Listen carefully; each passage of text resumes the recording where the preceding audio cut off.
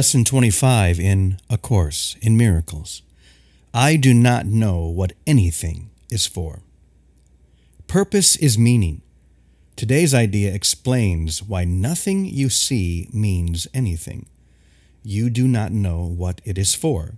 Therefore, it is meaningless to you. Everything is for your own best interest. That is what it is for. That is its purpose.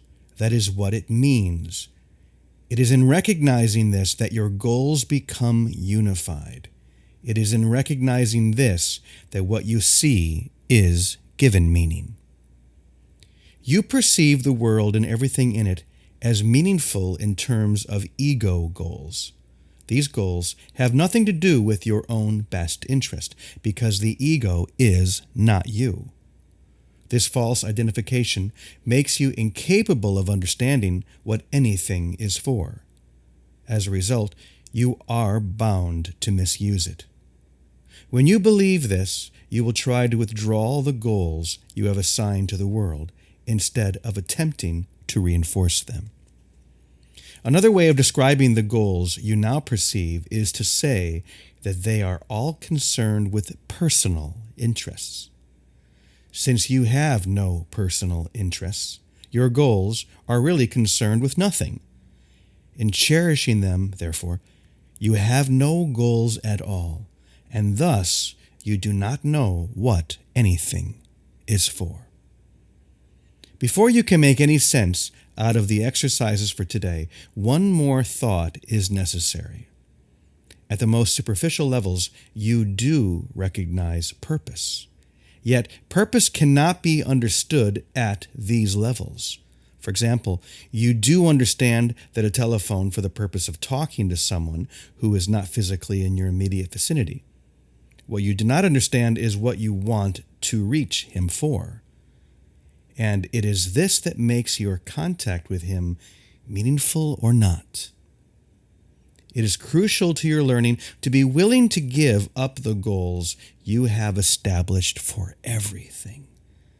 The recognition that they are meaningless rather than good or bad is the only way to accomplish this.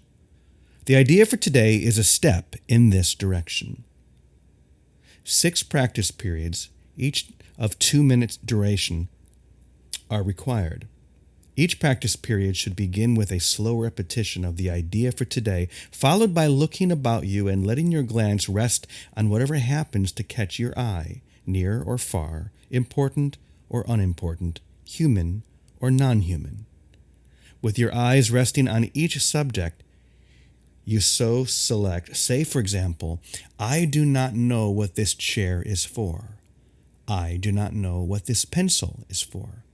I do not know what this hand is for.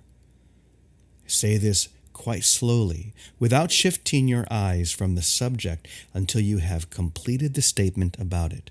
Then move on to the next subject and apply today's idea as before.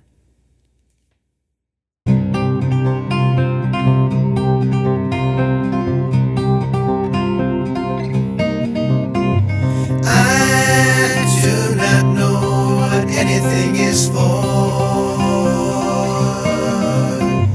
I do not know what anything is for.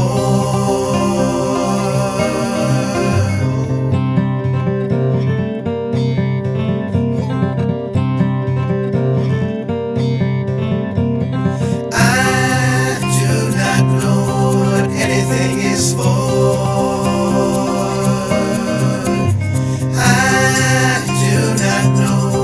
Anything is for.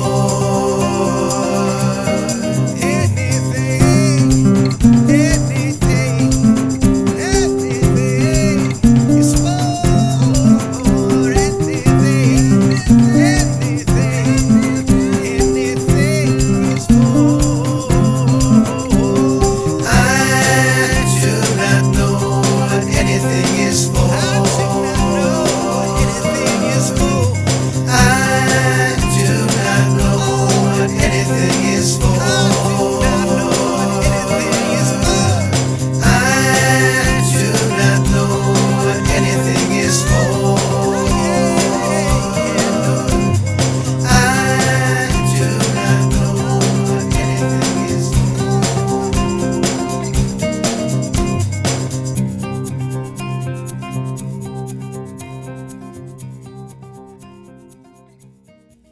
And now for the reflection for Lesson 25.